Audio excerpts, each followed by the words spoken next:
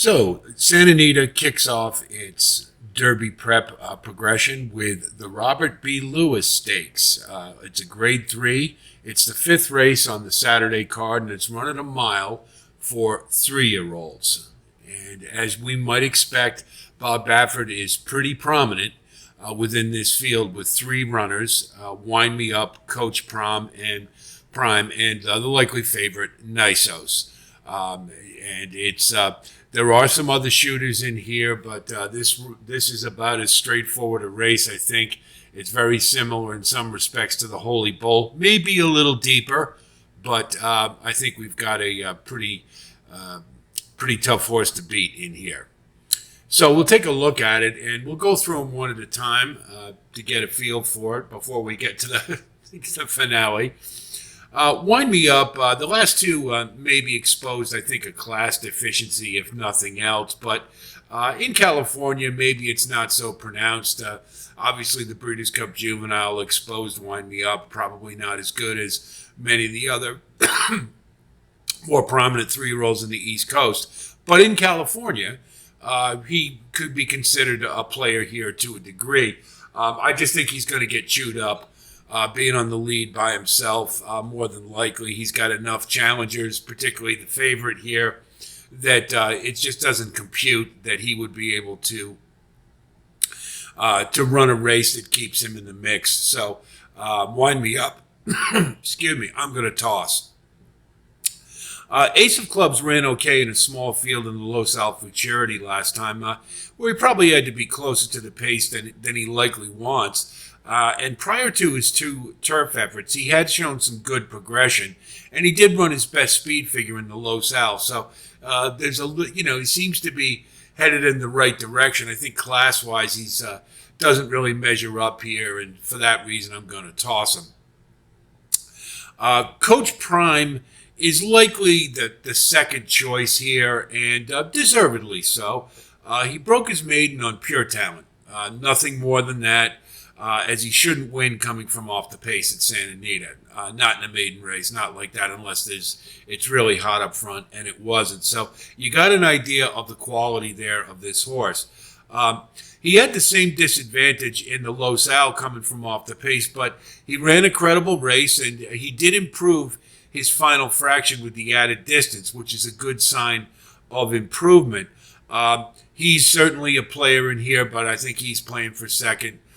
With everybody else, but there is an offhand chance that if somebody goes crazy up front and burns up Nysos, which I highly doubt, he could get up, but he's playing for second.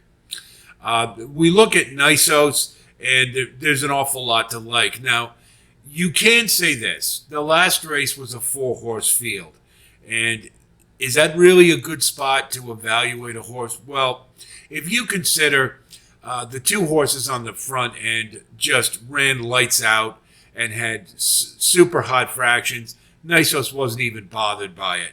And once they asked him, they hand wrote him to the finish. He wasn't, like he was sleepwalking. He won that so easily. So I think that gives a pretty darn good idea of what this horse has in the tank. So for that, you see that. I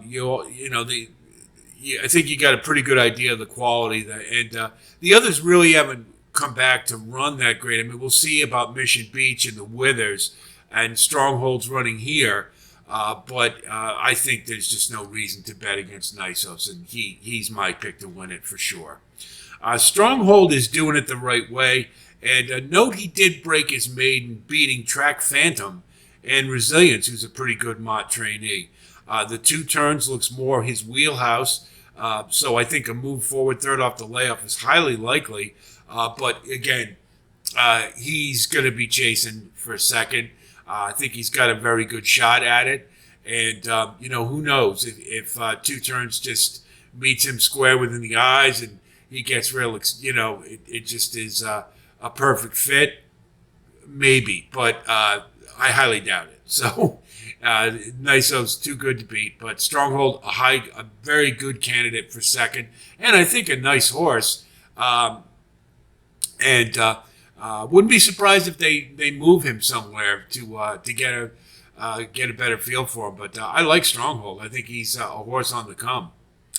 Scatify had a nice maiden score at Los Al, but this is a huge step up, and running near the pace is likely going to burn him up. I think he's a horse with some quality, and he may be one to watch a little further down the road, but I think it's a little early to be tackling Nysos early on the pace in your second start. So to me, he's probably the easiest pass of anybody in this group.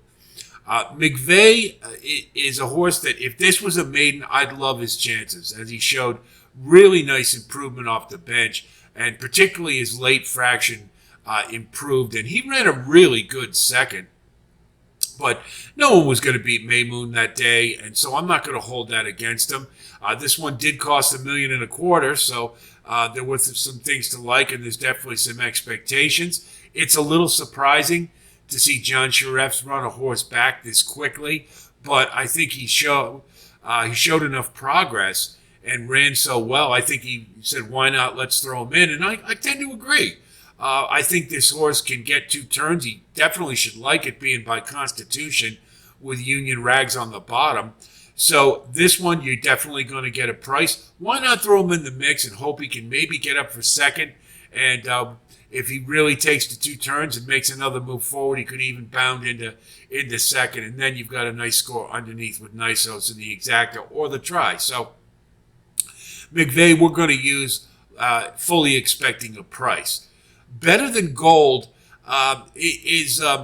did benefit from the prolonged pace stool in his maiden score last time, but more importantly, the thing to note was his fractions all improved in his second start. So that's always a good sign of progression and another good race to come after it. And it was only his second start, so there's a lot of things to like, and he's had some good competition coming out of 2 key races, including his debut versus Nysos. So I think he's trending in the right direction.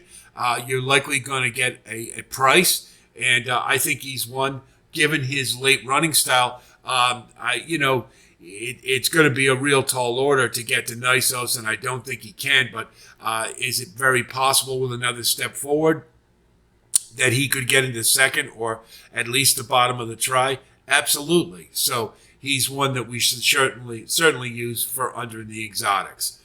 And we'll just take a look at our wagering strategy. Obviously, Nysos is the horse to beat, and we're going to treat him as such. I think we'll get a pretty good price on Better Than Gold, and I would go place and show on him. If you can get better value, maybe you give it a shot with... you can give McVeigh a shot, either one that offers the better price. I would go that way, perhaps, and just see if you can get a little bit of return on investment. We're going to do cold exactas with Nysos, with Coach Prime, Stronghold, and Better Than Gold. And we'll do those. We'll stagger them, of course, based upon the odds. But that's the way. You can always get a nice exacta return if you can get some value underneath. It's going to be tough to do so with Coach Prime or Stronghold. But if you do stagger it, you choose to do that, then you can perhaps come out with a decent ROI. And then we could throw in a trifecta in this race. And again, we're going to use Nysos exclusively on top. And then we'll do maybe a heavier one with 5-7, 5-7 underneath. And then a kind of a saver with 3-5-7, 3-5-7, 8. And so if we get one of those 2 bigger price horses home, it does add to the ROI. But this is kind of a boring race in many respects. Nysos looks very much like the Holy Bull with fierceness, awful hard to beat, and maybe the value is a little better in the sequence betting. But if we're going to play this race, this is how we go about it.